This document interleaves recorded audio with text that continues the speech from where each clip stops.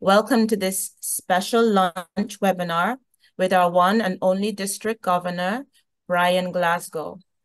I welcome you as we commemorate World Obesity Day today, with a focus on the importance of making health-conscious choices on proper diet and exercise, and recognizing the levels of obesity throughout the Caribbean. In particular, in children, 1 in every 3 children is obese. This high-level webinar will host special guests who will be speaking on the subject from an expert perspective.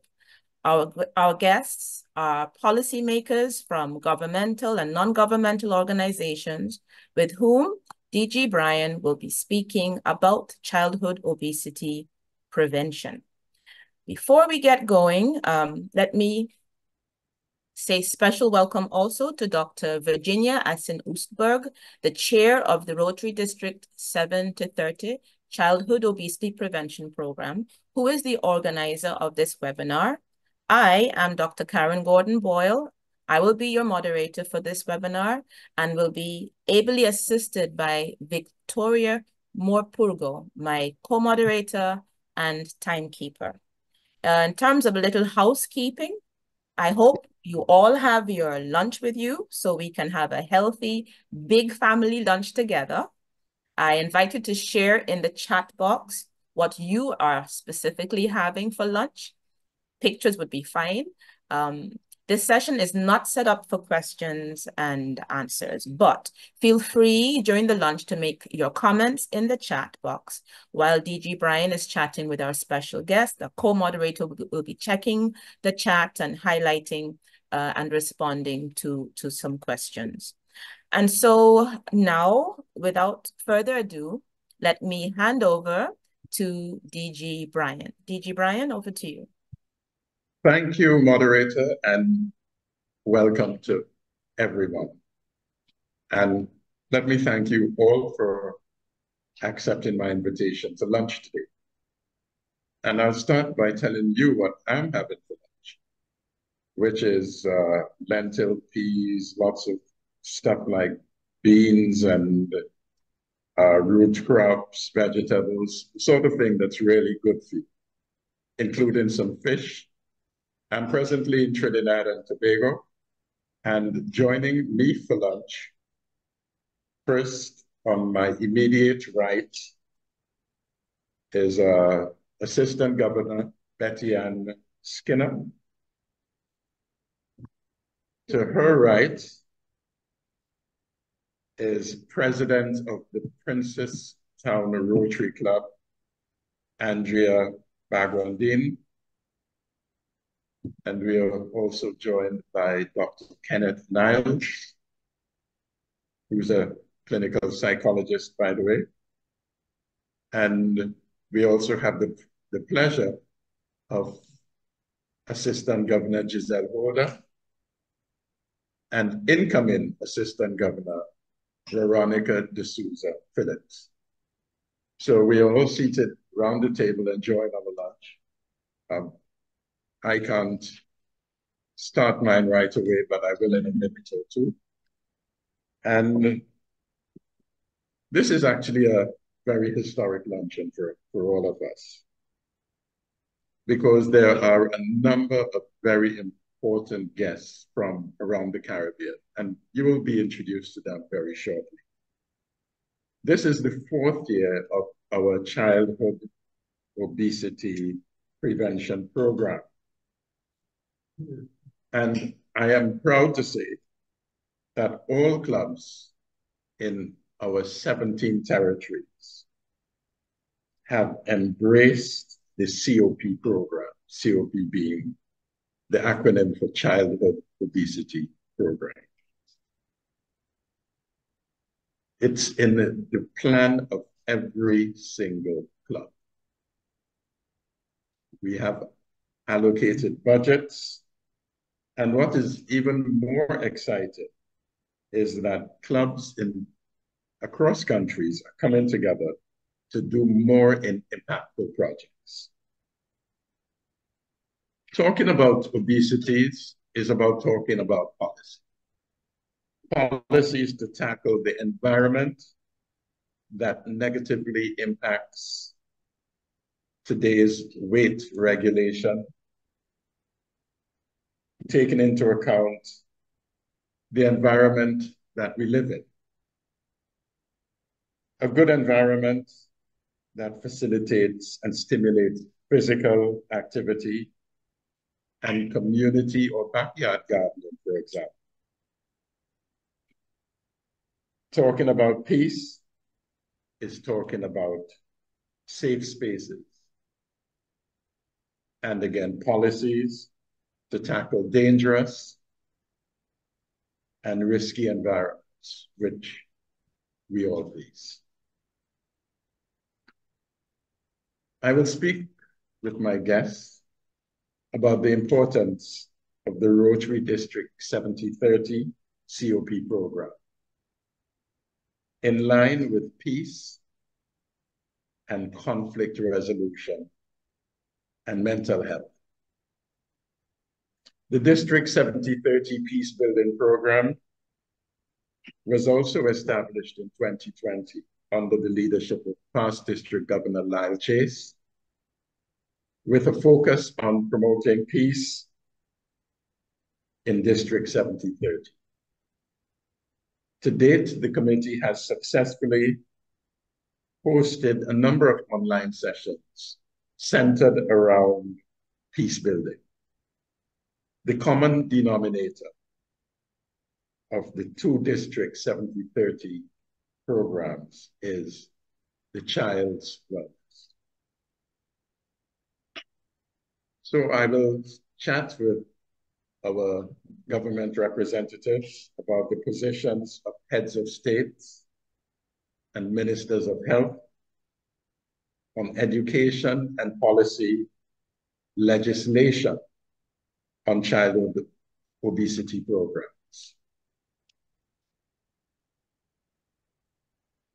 Regrettably, past International Rotary President Barry Racine could not be here with us, but he is well represented, and on his behalf, we will discuss the power of Rotary to help tackle global health challenges. Dr. Claudina, will speak about the WHO PAHO strategy on mental health. And Professor Samuels will discuss the challenge from the perspective of the World Obesity Federation. So, moderator, thanks for giving me this time, and it's back over to you to properly introduce our guests. Thank you. And so, in keeping with the list of esteemed guests that we have, let me start by a short bio on Dr. Claudina Cayetano, who I have had the pleasure of meeting and working with some years ago. Dr. Claudina is a psychiatrist with 25 years of experience in mental health service delivery. She currently works as the Mental Health Regional Advisor for the Pan American Health Organization, WHO. She's based in Washington, D.C. In this role, she provides technical cooperation to PAHO member states in all matters related to mental health as a public health issue. Dr. Cayetano, welcome. Next, I'd like to introduce Professor Thelma Alafia Samuels. So Professor Samuels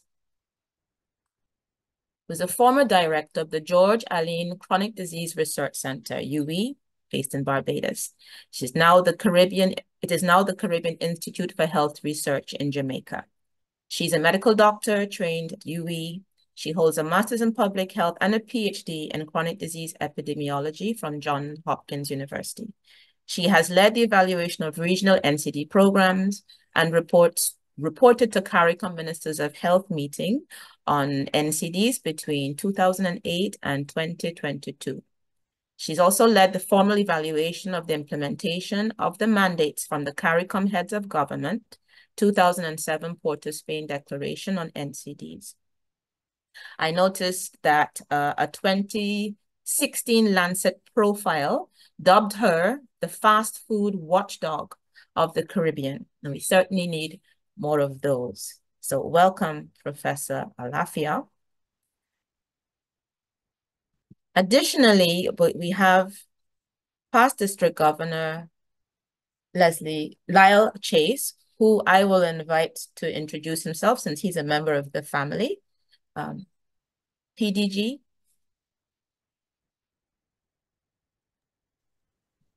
Thank you, Karen. I was just trying to unmute myself.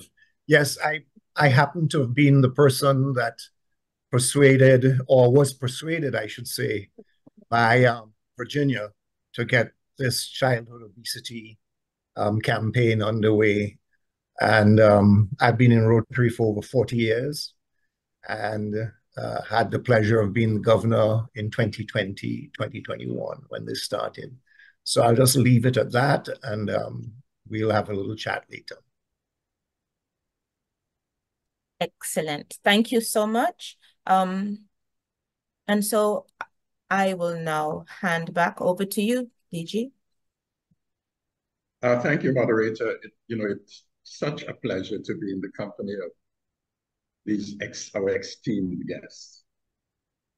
And COP is a problem that concerns the entire world. But as we recognize, particularly the Caribbean. Now, before we start, and I think you can see I'm already having my lunch. So obviously this is a lunch meeting. And I would like to invite each of us on the panel to describe what we're having for lunch. So over to you, moderator. Okay, then. So I'm not sure if you want me to describe what I'm having for lunch, but I'm actually fasting. So there's not much to describe. Water for me. Co-moderator, would you like to describe if you're having lunch, what you're having for lunch?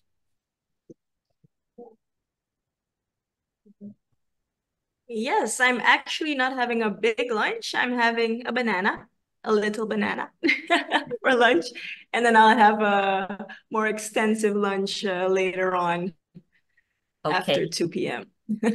Excellent. Professor Alafia. Yes, thank you very much. So can you see, this is my lunch today. I'm having yogurt with nuts, but unsalted nuts. And then I'm having a glass of 1% cow's milk. Excellent, excellent. Claudina, what are you having for lunch? I started the meeting around 11 something. I'm in DC. So it was not quite lunchtime for me. So I started with my yogurt. And then, of course, I have a fruit. Ooh, a fruit plate. Yeah, which is really delicious. So, and then my water. Yeah, thank you. Excellent. Charles Fossil? Oh, you have to unmute, I think. We're not hearing you. Yeah, it's right. I was trying to find the button to unmute. I've actually had my lunch, unfortunately. I was very hungry having been out all morning, but I had a wonderful grilled fillet of mahi-mahi with some green salad and some steamed green vegetables to help my eyes because I have a slight eye problem. And I followed that up with some fruit. Sounds delicious. Thank you. And PDG Lyle? Oh, you have to unmute, PDG. I think we're not hearing you. Yep, I thought there you go. I'm following your lead, so I'm having a bottle of water for lunch. And I'll have a little something around 2 o'clock, and then I will not eat again until tomorrow morning. Excellent. Thank you. Now, I noticed somebody has kind of come off in terms of the video, but I still would like to know what Virginia is having for lunch. Yeah, I had to come off with my video because my bandwidth is giving me problems. Oh. But what I did for lunch is I had a special gluten-free steel-cut nature spat organic oat with almond milk. That was my lunch, and I will be having some cut up mango to go with it. So that's for my part. Excellent. But Thank I will you. turn off my video because the bandwidth is giving me challenges. Sure, no problem. Yeah. And the room with DG. DG, do you want to share anything about what you're seeing around the room? What are on the plates? Well, fortunately, moderator, we all have in the same buffet. Oh, So, and it's really a healthy buffet. And as you can see, we are all enjoying it.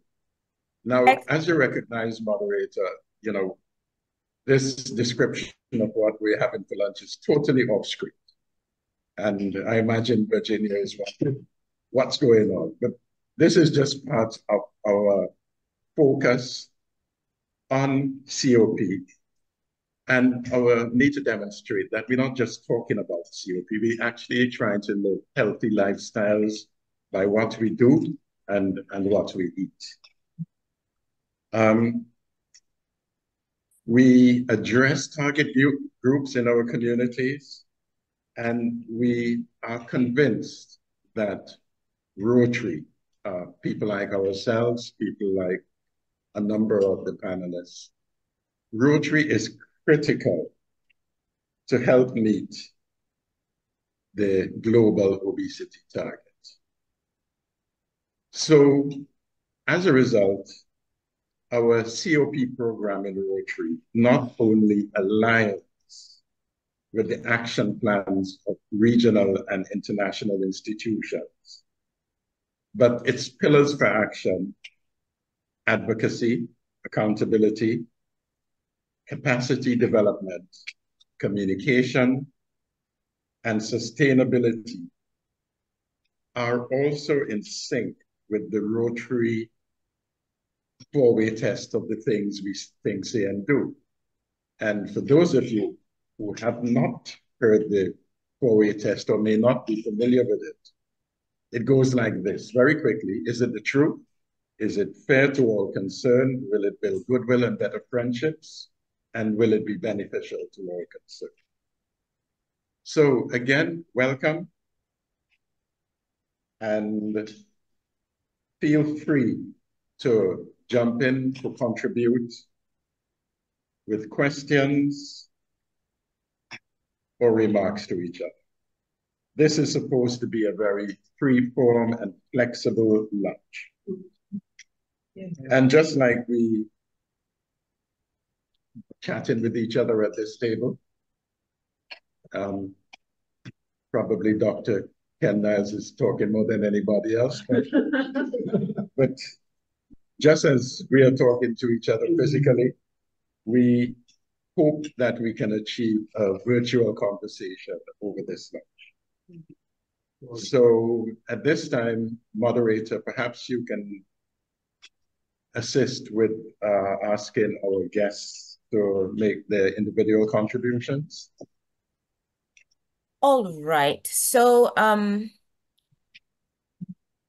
we would have loved to, we would have started with our guest from the Korean Hut, but unfortunately she is ill and she would have been representing policy level government decision makers. Not being present, with my background having manned the health desk for CARICOM for the last 2 years before retiring, I will try to step in, and I will probably ask Virginia if if you want to fill in or add anything, please feel free. And so the question is, what are the policies and legislations that are in place or that we're working on to improve the environment, or to tackle the obesogenic environment that our children are growing up in. So the period of time that I was working at CARICOM, tackling the NCD issue from the policy level, working with our ministers of health to make those policy decisions, to change the whole environment in which people have to live and operate, was what we were focused on. But since we're having this conversation with friends and members of the public, and I want us to look at it from the perspective of mothers who are still traditionally tasked with shouldering the responsibility of ensuring the nutrition and the feeding of her children.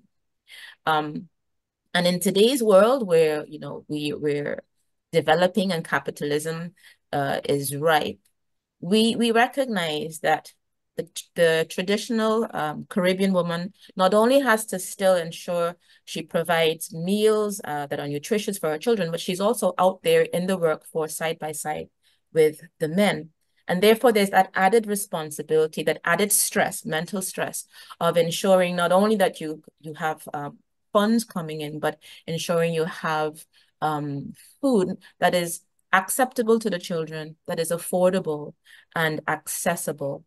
And while she's having these considerations, we have the fast food industry that is spreading like wildfire in the Caribbean. And you know, they offer a cheap alternative that is not very healthy, that is unhealthy, let's put it frankly, and that the children love.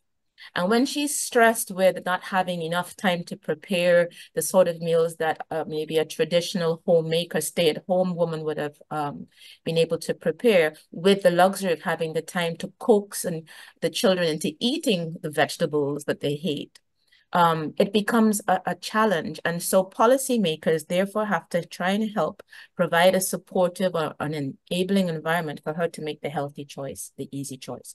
So some of the policy decisions that we were working on was things like the health tax that would increase the price or the cost of unhealthy foods. And some of the money or revenue that you generate from taxing unhealthy foods can go towards financing health programs, that can go towards financing parks and community centers and pavements where people could walk and things like that. You could also, governments could also consider, and it's one of the initiatives that some countries had, was subsidizing the healthy foods to make them more affordable. And you know, with economics, if the foods are cheaper, the demand can increase. And so healthy food subsidizing was another option that governments were able to consider. We were able to make strides with having the ministers of health sign on to the elimination of the importation of foods with trans fats. And that was a huge step that most countries, in fact, signed on to. I think with the exception of just 2 countries, they signed on to the elimination of the importation of trans fats. Huge step. There's also policies like the school canteen policies that prevent the sale of unhealthy foods and beverages in canteens, to ensure that sodas are not sold in canteens. So those are some of the policies that governments have signed on to, that countries are using to prevent children being exposed to unhealthy foods. Front of label packaging to make it easy for the housewife when she goes into a supermarket to be able to pick up something and recognize if it's high in salt, high in sugar, high in fats. Simple black octagons on the front of the package that say high in sugar, high in salt. So she doesn't have to be bogged down with having to read all the fine print at the back. So this makes it easier for her to be aware and educated on the healthy choices. So that's where I'm gonna stop. I don't know if Virginia or anybody else wants to come in here about some of the policies that we've been working on to help. Also, I should add, ensuring that physical education is a timetabled class in schools. A lot of countries are still looking at that, and having some challenges ensuring that there's physical education in the timetable program. Yeah, I'm pretty sure that when Alavia and Claudina will speak, they will also mention some of the policy implications and the importance of having sufficient policy. But you mentioned most of them. I think in general is what we have to look at is at the obesogenic environment, because it's also the built environment, you know, how do we arrange our environment and our surroundings in a way that it is also inviting for persons to move around so that you can either go on a bike or walk. So not only have policies in place, but also make sure that these policies are implemented. And that's the reason why the Rotary is so important, being so close to the community and being a community workers, to say it in this way. Um, Wearing my policy cap at the moment, although I'm retired, having been in the administration for many years, that is the reason why, while I was working in government in Suriname, St. Martin, but even when I was one of the directors at the Caribbean Public Health Agency, this is really what you're looking at, making policy from the government level, but working with civil society and the private sector to ensure that the policies that we are making are implemented. But let me leave it at that, because I really also want to hear from our other panelists. Thank you for sharing this with us, Karen. Yes, thank you so much for your input. And I want to just add there that the scope for input from organizations like Rotary would include things like ensuring there are water fountains, water coolers in schools, so that access to water, clean water is there. So you don't just ban sodas from the canteens, but you also provide water in the schools. So thank you for that opportunity for sharing, DG. I will invite you now to maybe move on to Okay, the thank you. Thank you, moderator. And it's interesting that you ended with the ability to provide water, because the provision of clean water is actually one of the 7 areas of focus for Rotary. Now, late last year, in October, we had a great opportunity, which we took advantage of, to showcase our COP, our district's COP program on a wider scale. And we were happy to do that at what we call a zone meeting held in Nassau, Bahamas. The zone clubs and districts include not only our district, but wider districts from across North America and parts of South America, and of course the entire Caribbean. And during that meeting and at our booth, we had the distinction of having the international president of Rotary, gentleman named Gordon McAnally, visit our booth. And together with a number of past presidents of Rotary, Dr. Oosberg's enthusiasm. I think everyone knows by now how infectious her enthusiasm is. And they were all overwhelmed by her passion. And as a result, our district has been invited to present this program at an international level. So we will now have the opportunity to present our COP program to every single Rotary club in the world, which we hope to do at next year's International Rotary Convention to be held in Canada. But more importantly, the significance of having a project like this being showcased on a global scale, I think can only be adequately explained by one of our senior past district governors in Rotary, which is now, I would like to invite past district governor Lyle Chase to explain how not only our district, but more people can benefit on a global level from what we do and learn from what we have done in this district. So over to you, past District Governor Lyle, who, as you heard, started all of this 4 years ago. Thank you, boss. Well, I was just thinking this morning, there's like 73 million children under the age of 5 who are overweight. And there are something like 390 million children between the age of 5 and 19 who are overweight, of which 190 million children are obese. Now, I'll leave it to our technical experts to explain to you all what the effects of obesity are or can be.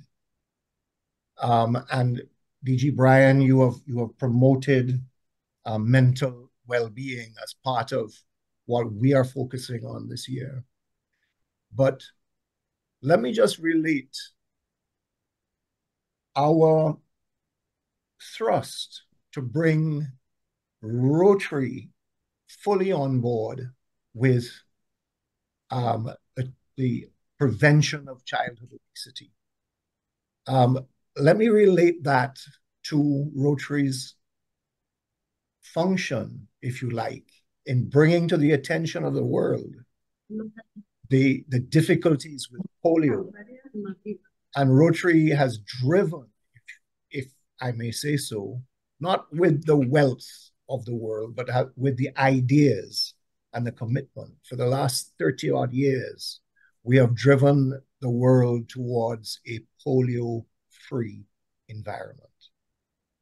And one by one, you hear the continent of Africa being declared polio-free. You hear India being declared polio-free. And to us, it's just something out there. Really isn't that impressive to us, because we haven't seen polio in our region for many, many years. Obesity, however, we see it every single day. Every corner you turn to, you see school children who are obese. And you see those that have grown up with obesity as obese adults. You see them walking around on crutches with one leg, or perhaps in a wheelchair with no legs, because the obesity has developed into diabetes, and that has gone into whatever the medical term is, with the blood vessels, and they have lost their limbs. So Rotary is actually uniquely placed, in my humble opinion, to make the prevention of childhood obesity at the level that Rotary made polio prevention. And it's our modern day scourge in our part of the world. So with somebody as passionate as Virginia pushing it, and the rest of us coming on board and not just paying lip service to it, but realizing that we've started this whole campaign with a captive audience, the schools, as Karen was saying. We cannot do it alone. We need to work in partnership with our governments, with other civil society organizations to do it. But if we beat the drums loudly and long enough, I believe that we at Rotary International, pushed by District 7030, will make a significant impact on the reduction of childhood obesity, and therefore the general health of the world's population. So perhaps I should stop, because all that know me know I like to talk too much. So I will be quiet and let others speak. And if there are any questions, I'm happy to jump back in. Thanks, DG. No, thank you very much, past District Governor Lyle. And, as you said, Dr. Usberg, our Rotarian colleague, is a perfect example of what happens when passion meets purpose. And moderator, this might be an appropriate time to ask you to introduce our next speaker as we switch focus slightly, but remain focused, of course, on the overarching subject of CO. So back over to you, moderator.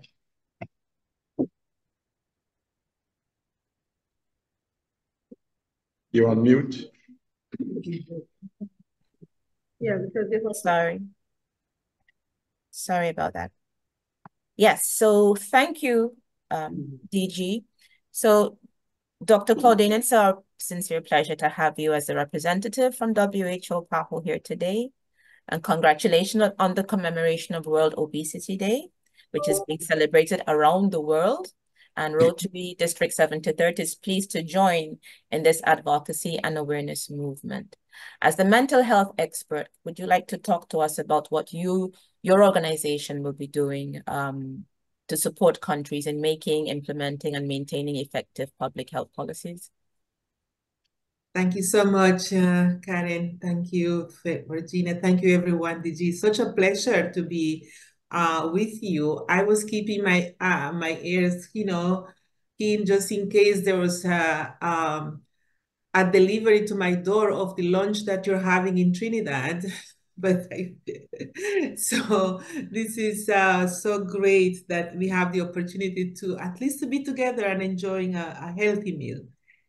It's interesting that, when we think about obesity, it has tripled from 1975. So this is a huge thing, huge, huge.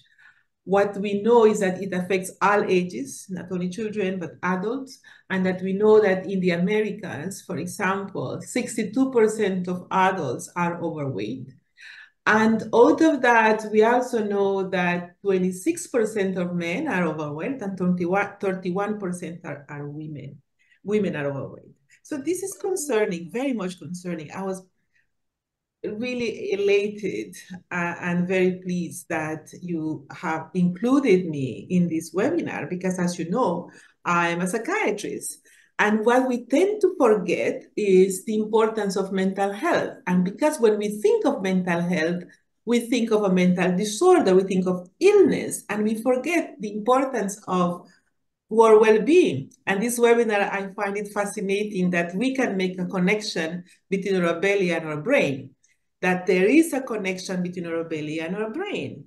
And and this is the transformation that is happening with PAHO, WHO, with our organization. When we talk about the new policy for mental health, we're talking of a policy that helping to reshape the environment that is beyond health sector, because we talk about the importance of physical, social, economic, and all those parts that makes us be able to understand the importance of mental health, how we connect, how we function, how we cope, how we thrive, has a lot to do with mental health. If when we're talking about nutrition, we only think of movement, healthy diet, and we forget the psychosocial or the psychological component, that is where the mistake is. Because as we all know, insight, knowledge, having a proper knowledge, having insight does not provoke changes. So having good insight does not provoke changes. And we know that people know that tobacco is bad for them, but they're still smoking. So the issue here is, how do we create attitudinal changes? Yes, we have policies and we support our countries. PAHO support, as you know, we work very closely with ministries of health, and we support countries to make sure that there is a mental health policy.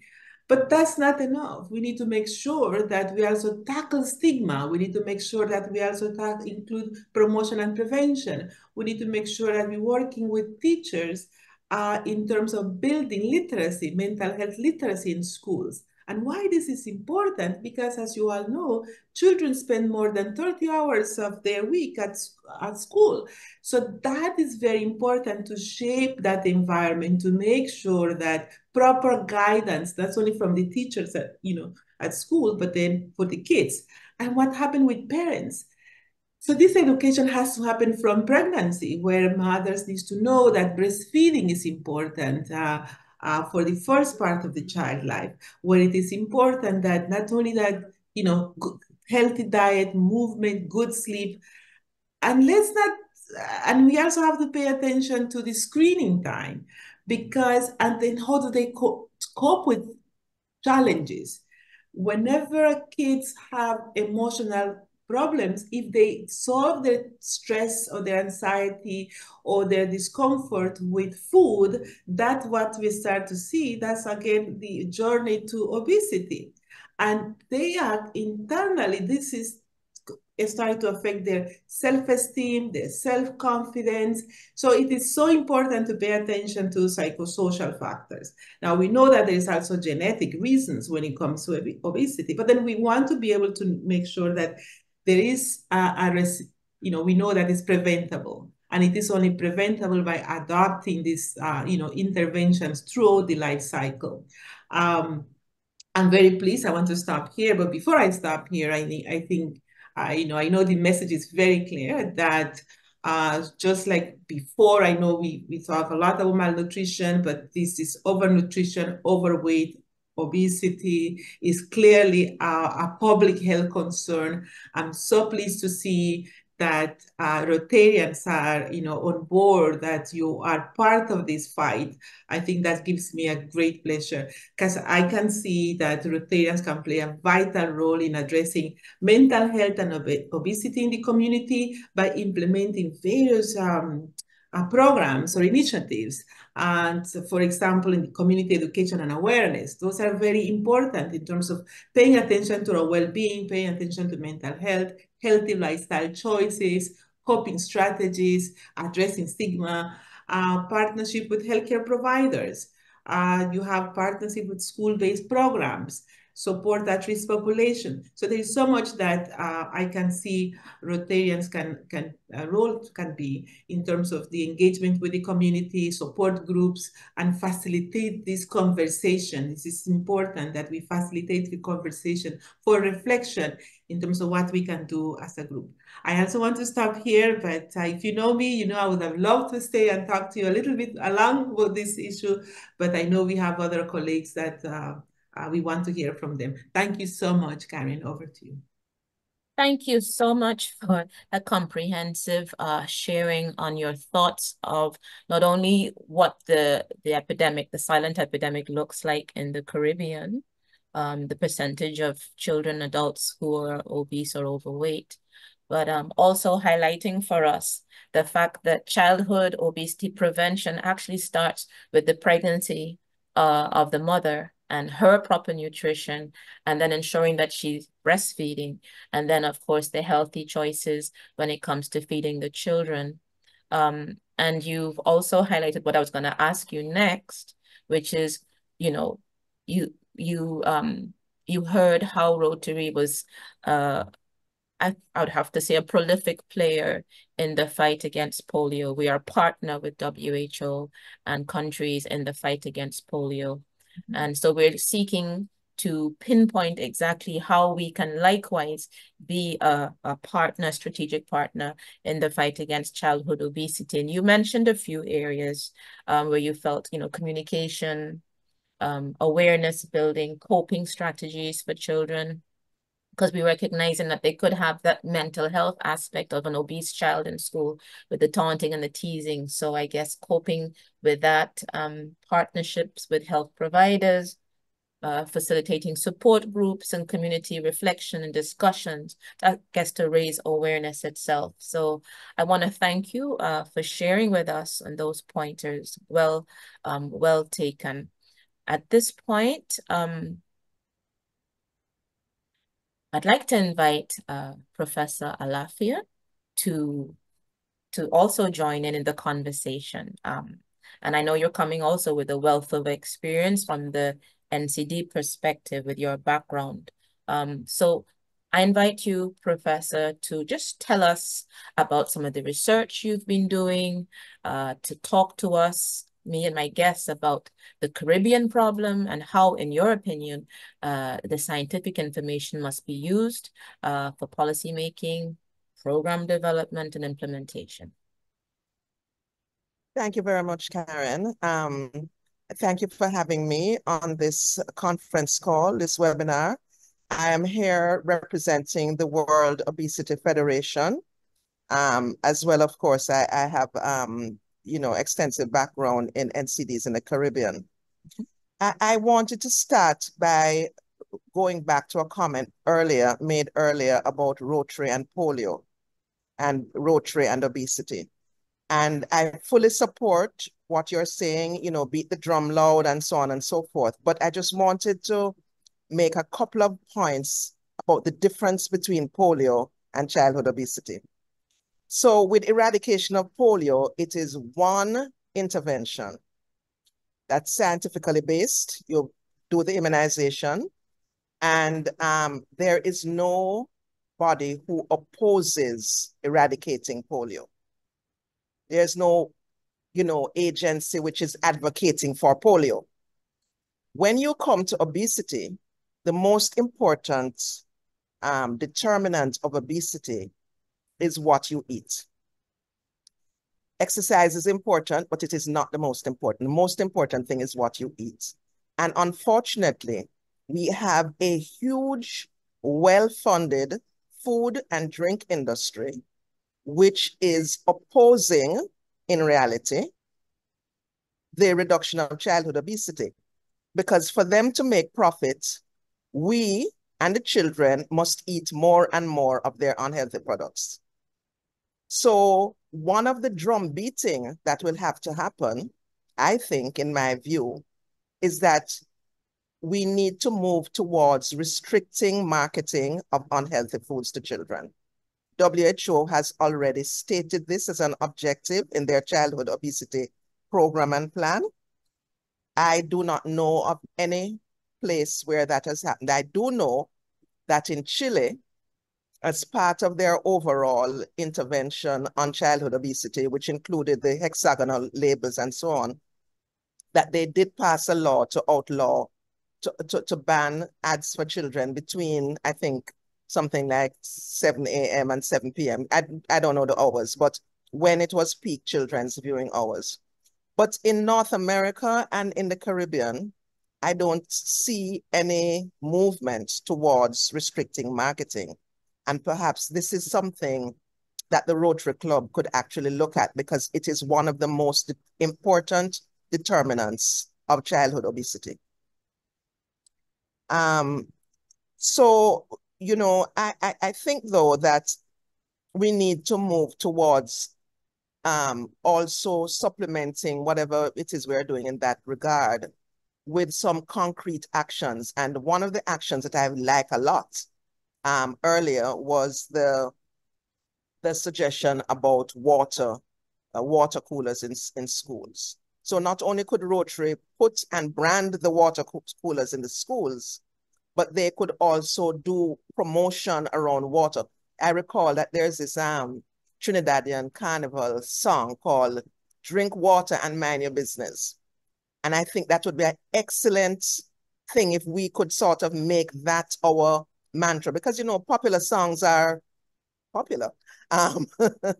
And we have opportunity perhaps to partner with some of the popular artists. And this song, I think, is right on track.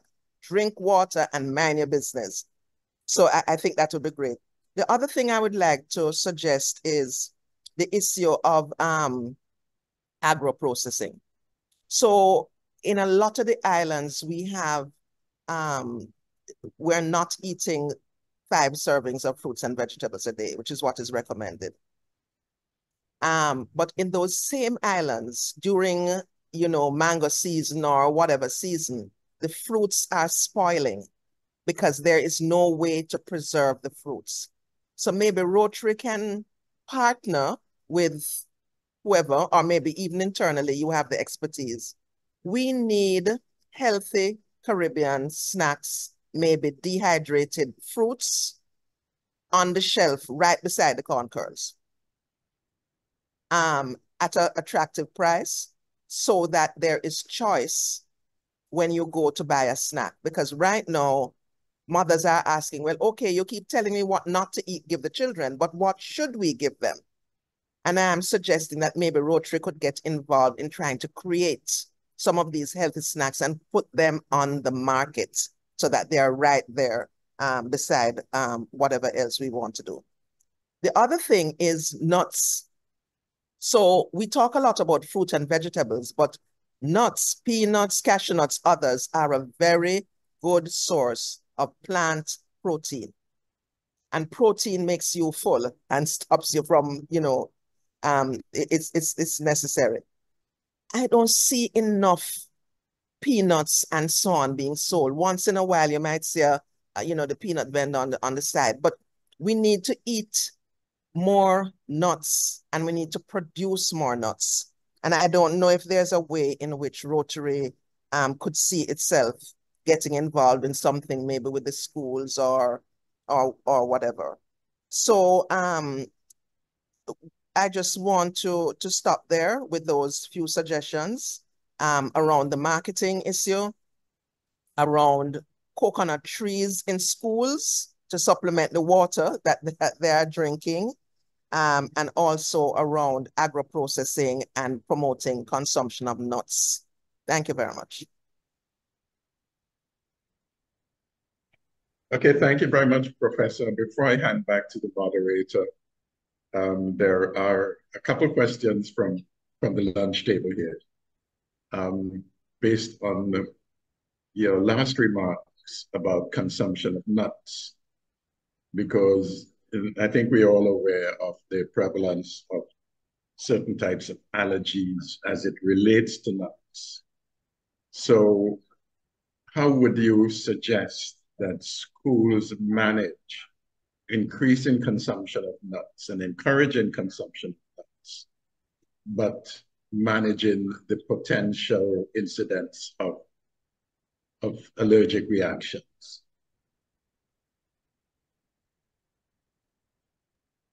Yes, I think that first of all, we would need to actually see what the proportion of nut allergies is in the Caribbean, because as you know, food allergies are closely related to breastfeeding rates.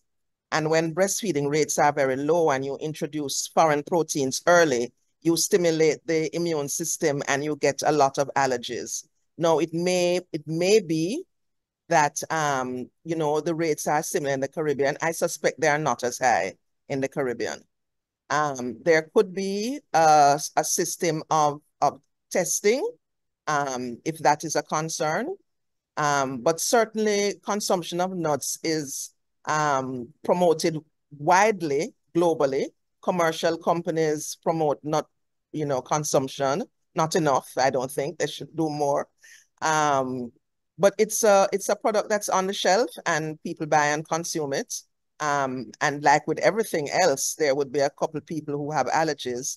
And I think there are ways that we can ensure that this is not so, that the children are not so exposed. So I think that we need to see what the Caribbean reality is in terms of nut allergies. That's where I would start. Thank you. Thank you. Can I chip in here real quick?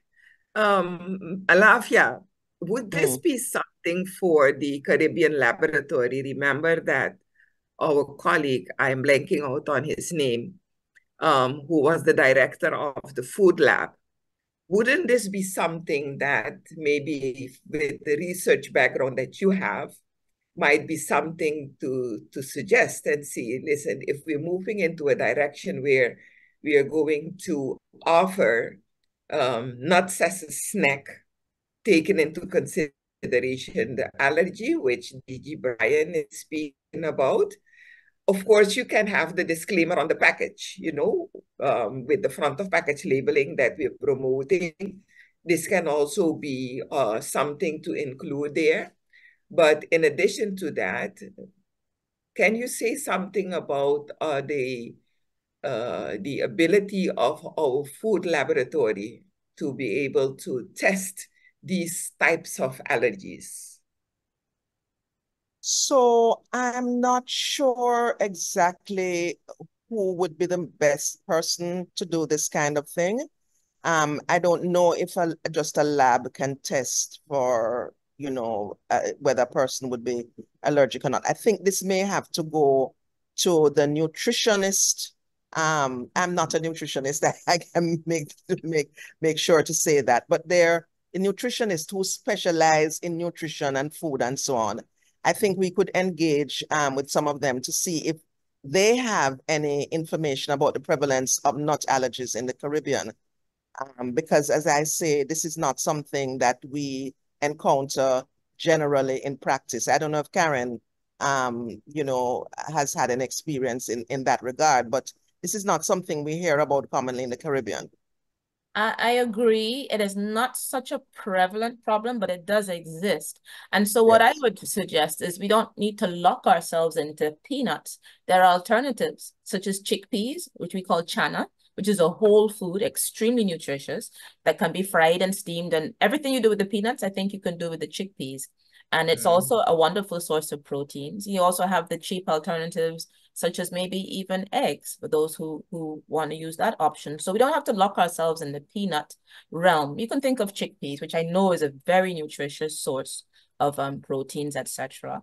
So we can be open-minded. I love the suggestion again of the water coolers being branded.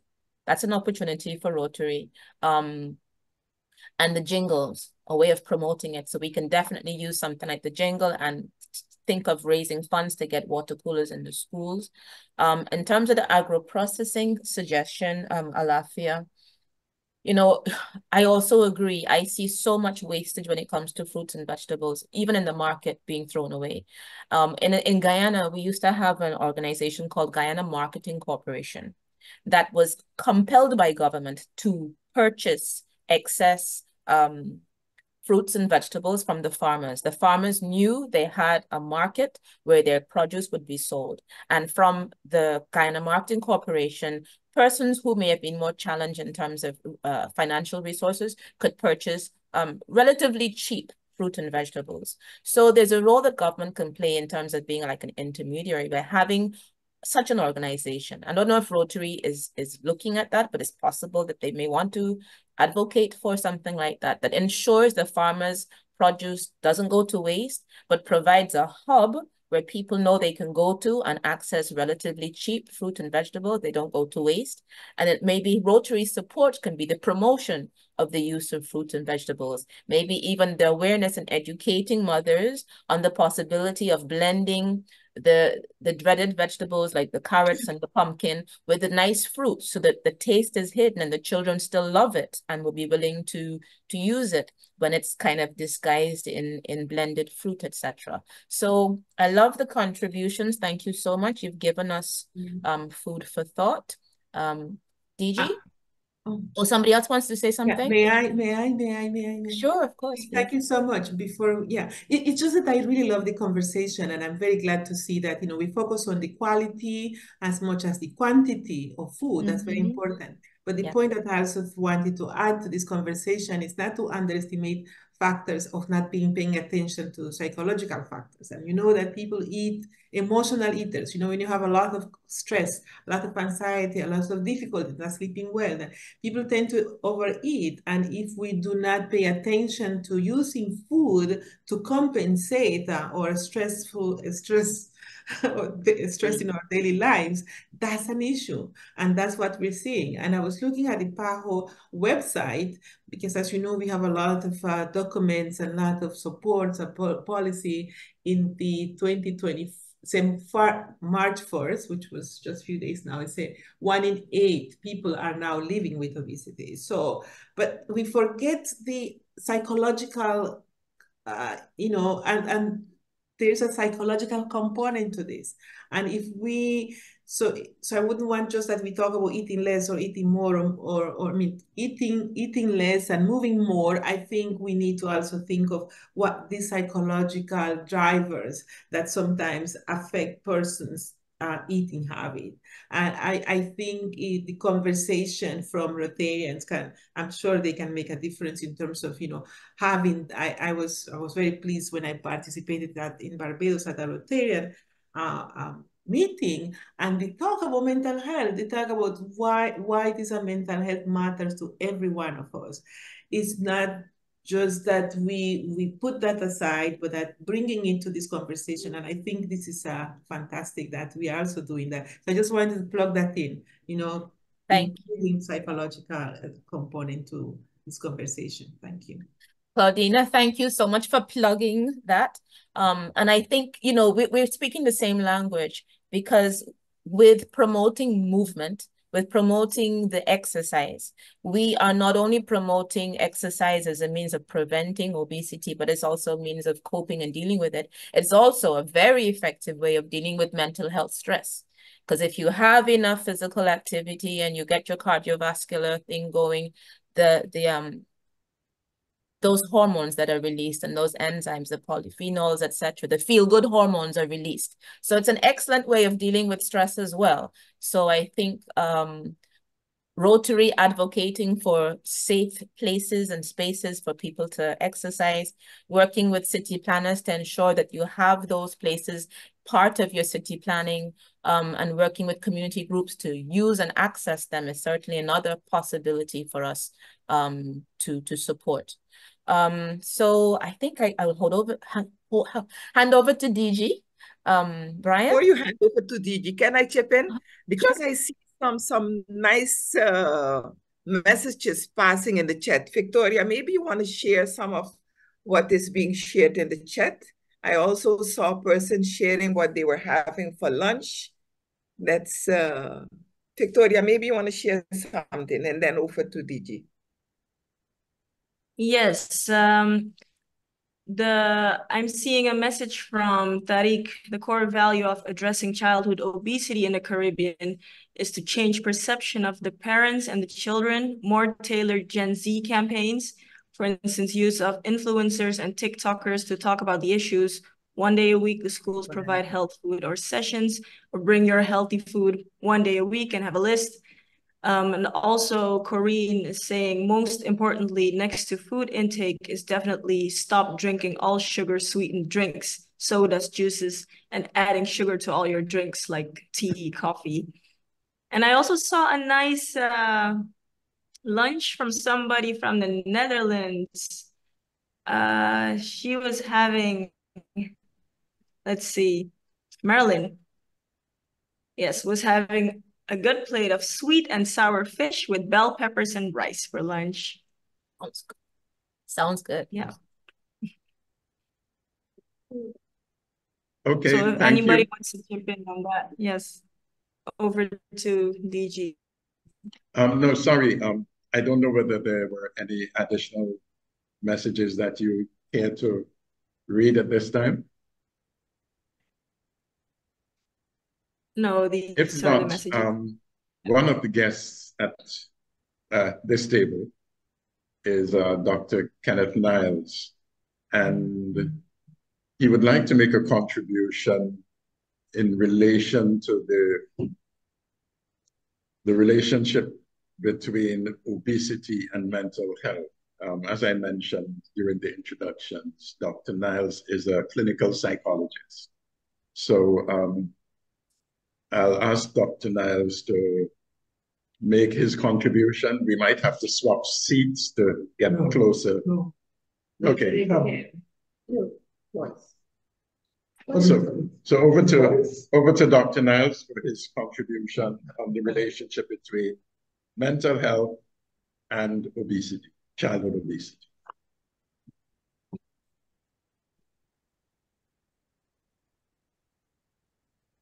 Thank you, DG. It's good to be here on this platform. The conversation is real. Within our country, especially the Caribbean, one of the things that we have realized is that there is the connection between financial support and food and behavior. So when I don't have the money to buy the good food, I eat what I want, and I eat rice and beans and meat and all those very sugary things. And then I behave, and when I misbehave, when I behave, my parents say I misbehave, and then I'm flogged or I'm misflogged, and that creates behavior. So we find now in the schools that there's a lot of situations in terms of anger, depression, suicide ideation, because the children come with those issues coming out of that aspect of nutrition.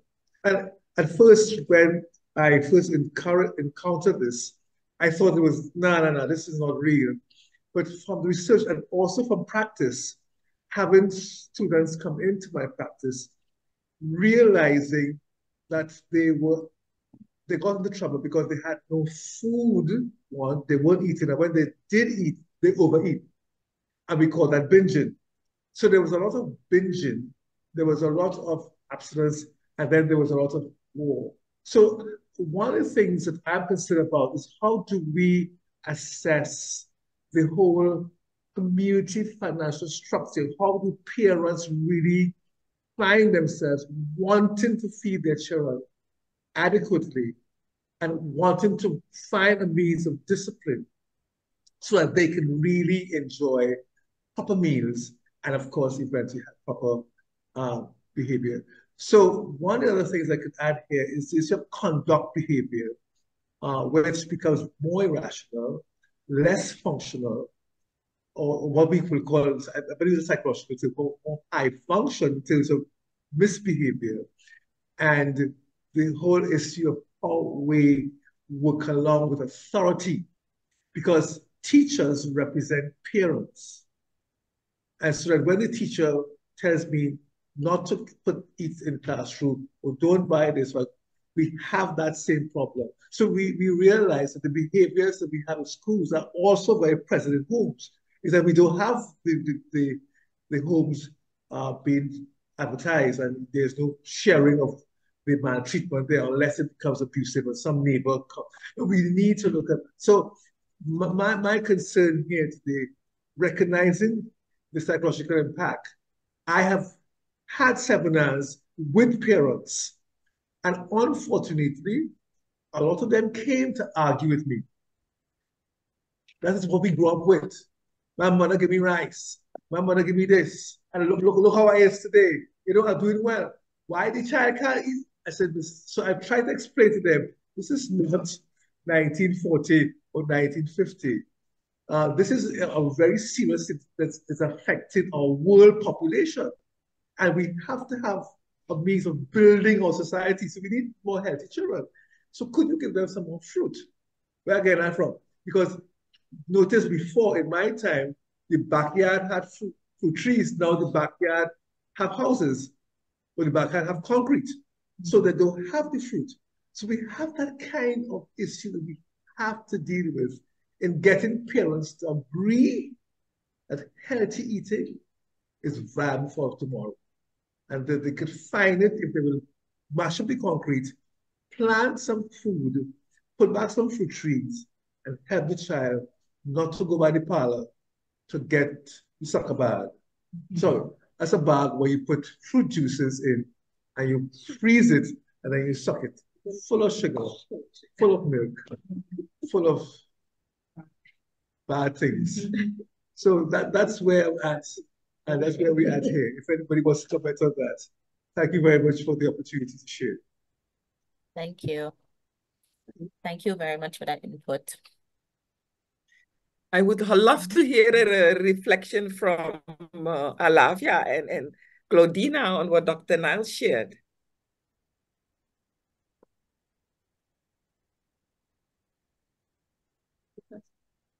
Yes, I agree that sugar-sweetened beverages should be one of our primary targets. And so the idea of, the water coolers in schools and helping schools to plant coconuts so children get accustomed to drinking coconut water would be two very, very good options to pursue. Sugar in drinks is different from sugar in food. And people keep saying, why do you target drinks? Why do you target drinks? But the reason is that the sugar in drinks are wasted calories. They're dangerous calories. So when I say wasted, what I mean is that when you drink, if you drink 1,000 calories of a sugar-sweetened beverage, you're still hungry because liquids do not assuage your hunger. You need food for your stomach to feel, so you still are going to be hungry after that. And of course, we know the relationship between sugar sweetened beverages and diabetes. Strong, nobody can deny that. And we know that the Caribbean has some of the highest obesity and some of the highest diabetes rates globally. Yeah. Which a lot of which can go right back to sugar sweetened beverages. And in fact, I've been posting some stuff in the chat. And the other thing I'm going to post is that advertisement from Jamaica, which says, "Are you drinking yourself sick?" And it makes the excellent connection between our daily habits and getting diabetes and sort of justifying the whole sugar sweetened beverage focus. So absolutely, sugar in drinks needs to go. Yeah, totally. I don't know if you have the time, but thank you so much listening to both of you. I totally agree with you. And I was thinking about an example. So we had this in the family, we had this set of twins that my sister-in-law, her kids, and so she was on to only water. They went to this party. And so they said, in the party, the kids were saying, the twins only drink water. They drink as if they were making fun of the kids because they were only drink water. They do not drink any juice, only water. To the point that when they came home, they told their Mom, can we have juice? And she looked at them, what do you mean juice? You don't drink juice, we only do water.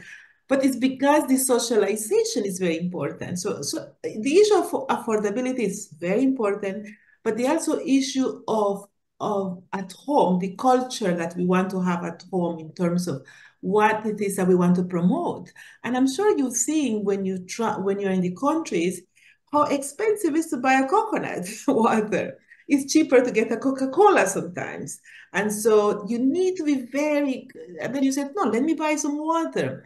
And sometimes I'm amazed to see that in some of the hotels, it's easier to find and drink alcoholic beverages than water.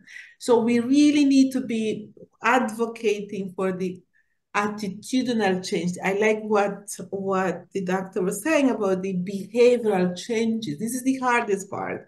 The behavioral changes, the insight that we need to change in terms of what is healthy, what is good for us. So I totally agree and embrace, the conversation that is the examples that we need to be, leading in terms of having these meetings, having conversation, having healthy meals, healthy drinks. Water is everywhere. Why not enjoy a glass of water? And I think that's what we want to be promoting. But workshops, schools, all these places where we have opportunity to congregate, and at home. I think it has to start from home, as I mentioned before. I'm very pleased that we're doing this because from the conception, the delivery and all the life cycles that we go, those are healthy things that we can adopt. But it's behavioral changes that I think also definitely important to keep in mind, where I see Rotarians can make a difference. Thank you. Thank you. Thank you very much. Over to you, moderator. Well, I just want to say I totally agree. And water is almost free, especially if we're having it in water coolers and so on. And I'm thinking, when behavior change communication is targeted, you challenge cultural values, you challenge cultural norms. And so the experts in behavior change communication would know how to coin jingles, posters, messages in such a way that you start to raise the profile of water. And sometimes things that are free are not valued enough. So I think there's opportunity, huge opportunity there for Rotary to think about a campaign that promotes water and raises its value in the Caribbean. So thank you so much. Can I chip in here again? Sure. Because, this has been such a wonderful webinar, and I really enjoyed all the input that we are having from everybody from every angle. But both District Governor Brian and PDG Lyle being here as guests will agree with me that at some point we realized that Rotary really is the secret to support any public policy, specifically public policy on childhood obesity prevention, because not only for what we do in the community, but Rotary as an organization have different age groups within their organization. So we have the Rotarians, captains of industry, persons in specific vocations, who have the opportunity to not only implement, but also to suggest policy and make sure that policy legislation, things that are necessary to facilitate good behavior, can be put in place. But then we have the Rotary group, which is the group that is aged 18 to 35. And even that age is now even becoming a little bit diluted because we have Rotary actors being able to smoothly go over from being Rotary act to a Rotarian, but that age group is the age group that is part of youth, but also part of the working class. So they can stimulate behavior, but they can also be examples and can show how to lead by examples. And the interact group, which is a very ideal age group, that is the group that is age 12 to 18 years. And that age group really can work with their peers. You know that children learn from each other. And then when they go home, they teach their parents. So even looking at the persons, the members of Rotary who are part of our organization are excellently positioned to take childhood obesity prevention to the next phase. And having experts like Claudina and Alafia, who are my good friends from many, many, many years, we didn't even talk about that. I've known Alafia from since the early 2000s, starting discussions about NCD, non-communicable disease prevention. And from there on already, I realized, being a Rotarian since 2003, that using your vocation as Rotarian when it comes to these kind of public policies is I call it the secret. And we are gradually getting there. And I'm sure that DG Brian and PDG Lyle will agree with me on that. Thank you so much, Virginia. Before I hand over to DG Brian for closing remarks, Charles, is there anything you wanted to add? You're muted. No, I'm just unmuted. Okay. I've been sitting here quietly listening to you all, and of course I'm looking at it from a slightly different perspective because I'm the chair of the district peace committee in 7030, and Virginia and I have got together, and we've just done a Step Moves campaign where Virginia has her Move campaign, and we decided to do a Step campaign where we challenged all the clubs and all the Rotarians in our district to get out there and step for wellness, which is peace, and also for obesity.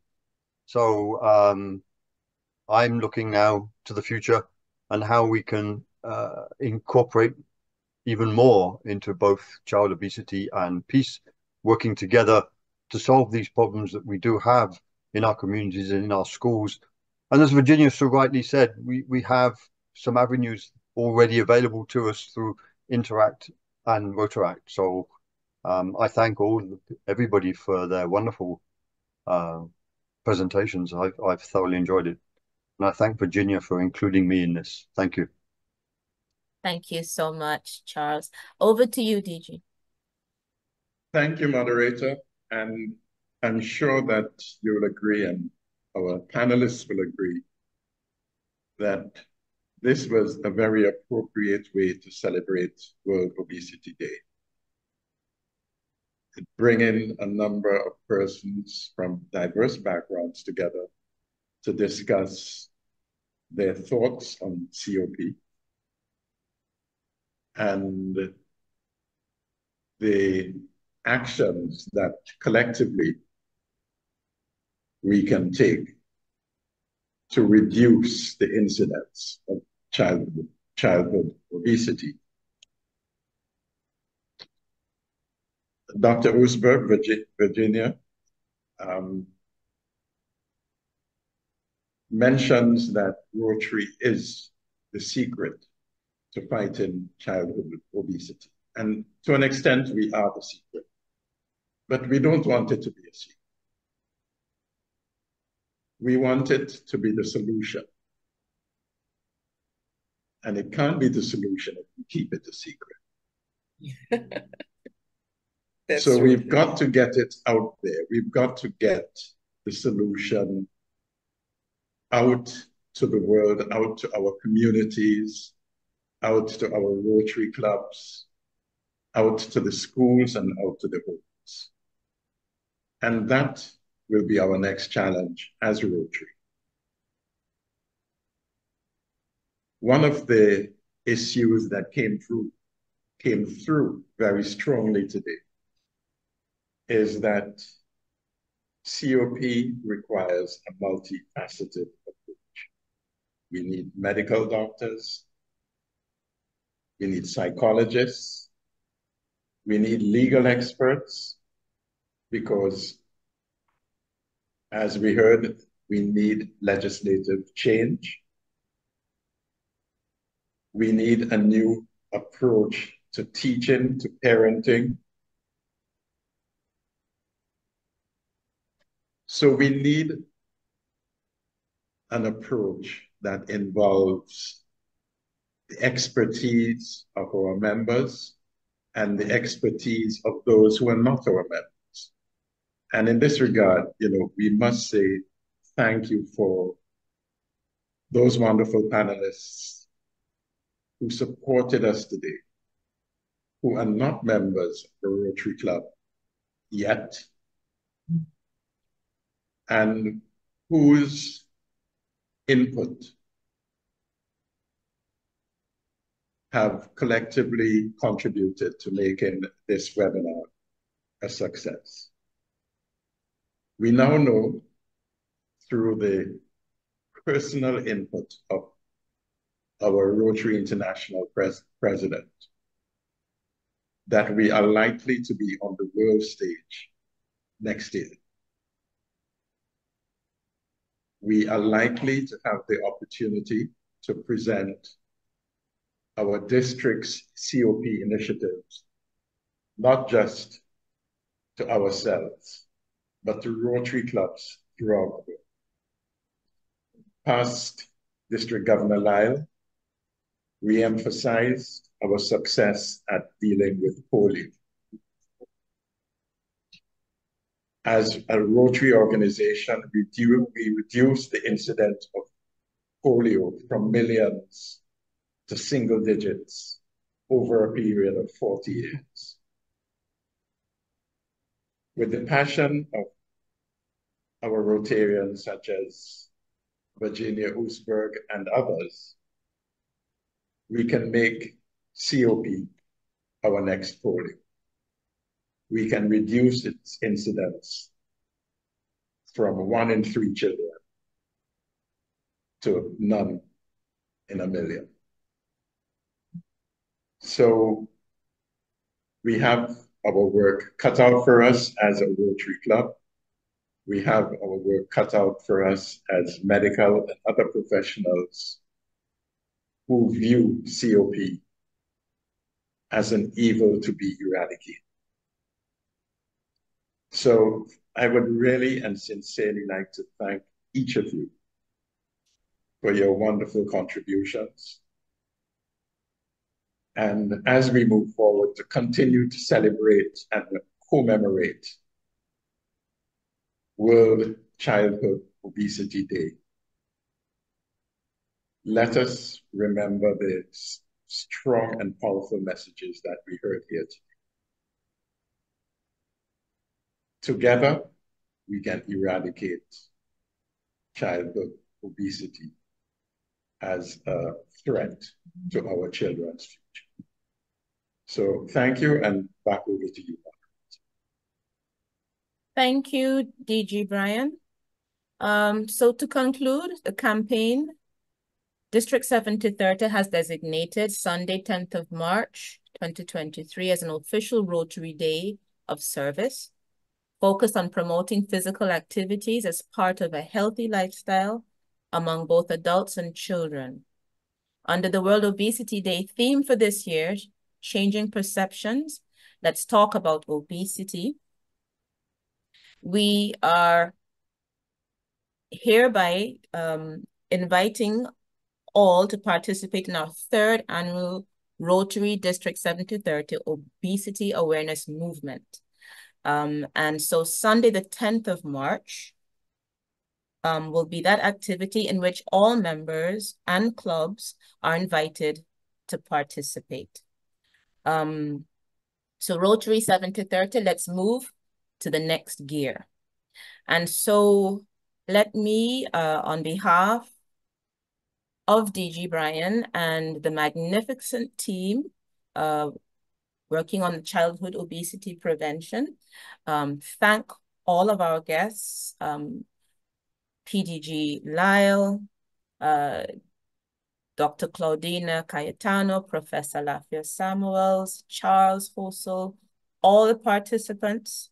I want to also mention past Rotary International President Barry Ryson and Florian Hute, members of the Dutch House of Representatives, who were both poised to join us today, but due to flight delays and illnesses were unable to participate as they had wanted to.